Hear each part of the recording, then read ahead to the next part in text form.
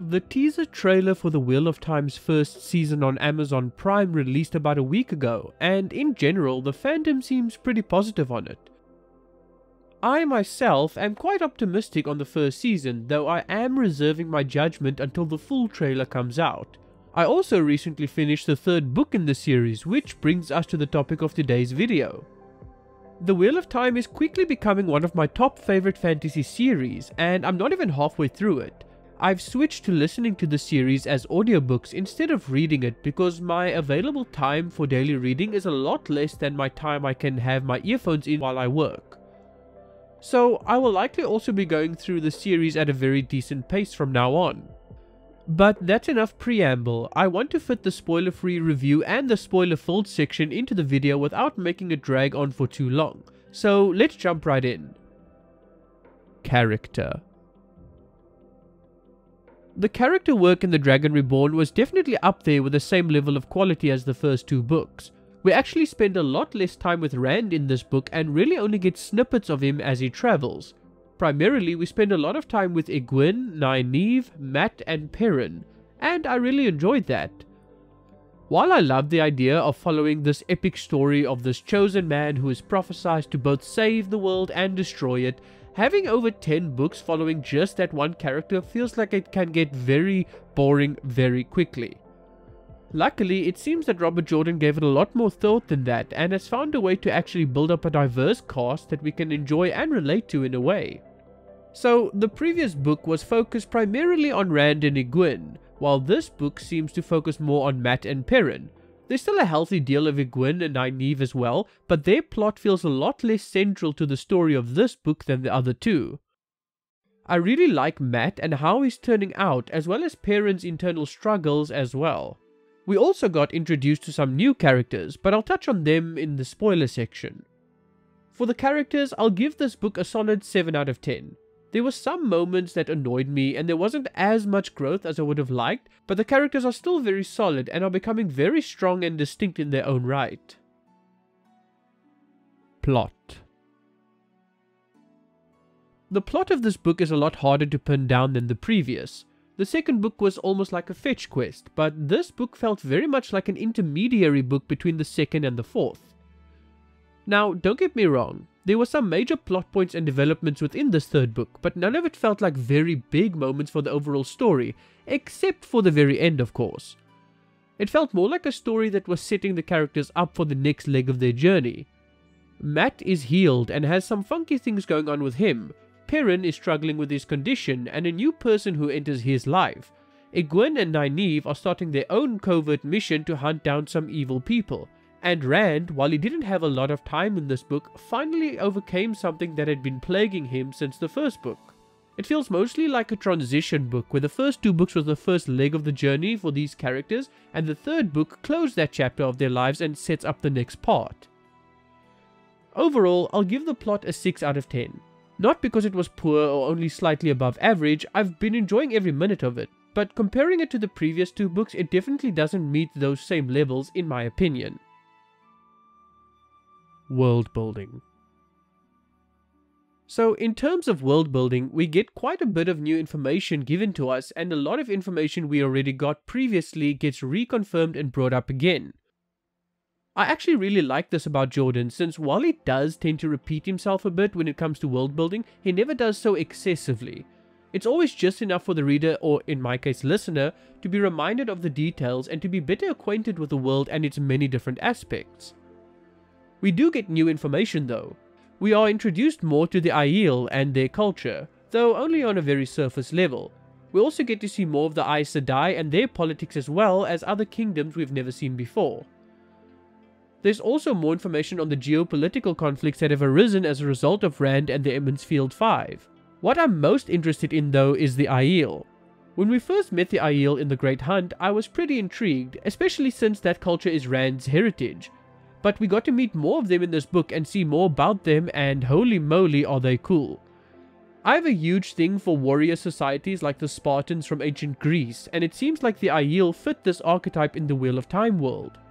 I can't wait to learn more about them and their culture, since it seems like they'll be pretty important for the overall story.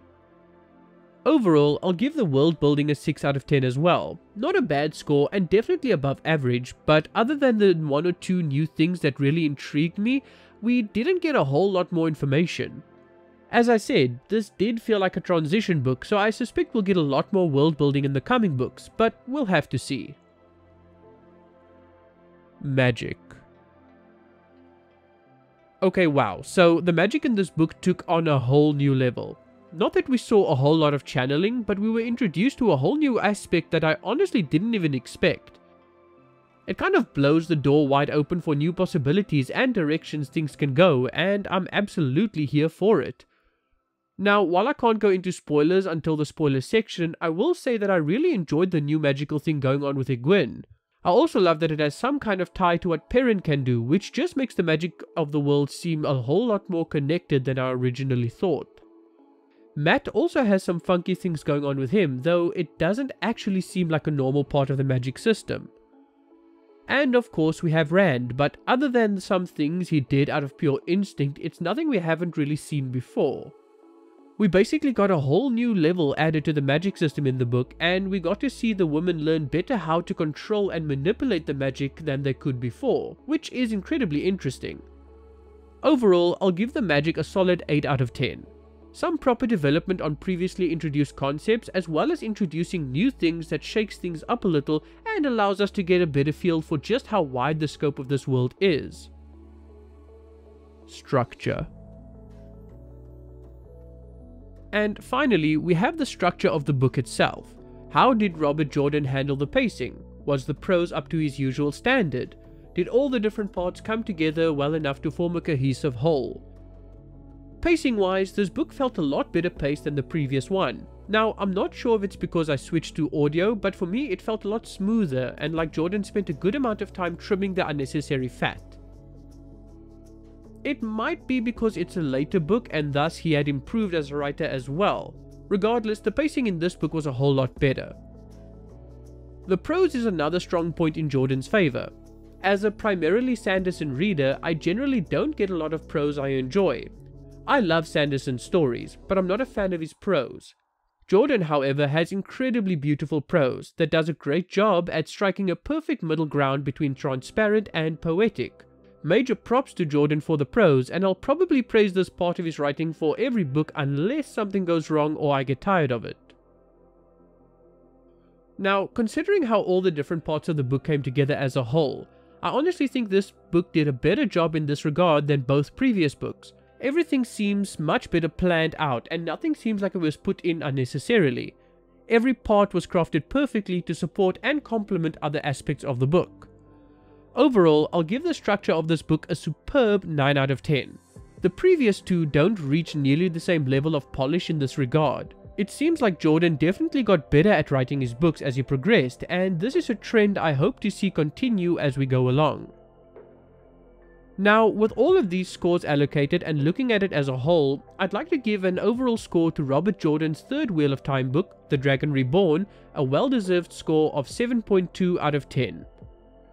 In my opinion, any book that gets a 7 or above is a good book, well worth the read, and this book earns that score for sure. Spoilers. Okay, now that the primary review's out of the way and you now know how I personally rate this book, let's go over some of my spoiler-filled thoughts on the different aspects of the book. So, in terms of character, I really enjoyed Egwene and Nynaeve this time around. Egwene seems more like she's becoming independent of Nynaeve, who still sees her as a child. And despite that tension, Nynaeve seems to understand that she also can't continue being domineering like she used to be. I'm warming up to Elaine, but I'm still not a huge fan of her, and she still hasn't really earned my favour as a character, though we'll have to see how it turns out. I really enjoyed Perrin's internal struggles after he saw that man who became more wolf than human. Perrin seems to fear falling to the same fate, and honestly I'd probably feel the same way too. Also, there's Faile. I don't like Faile. She seemed very suspicious at first, but then she just seemed like the kind of character that sticks her nose in where it doesn't belong. And the fact that she comes on so strongly to Perrin just put me off completely. Unfortunately, it seems like she'll be his love interest even though there's literally no chemistry between them. I just hope that Jordan somehow redeems her and their relationship before it progresses too far, because I'm not a fan right now.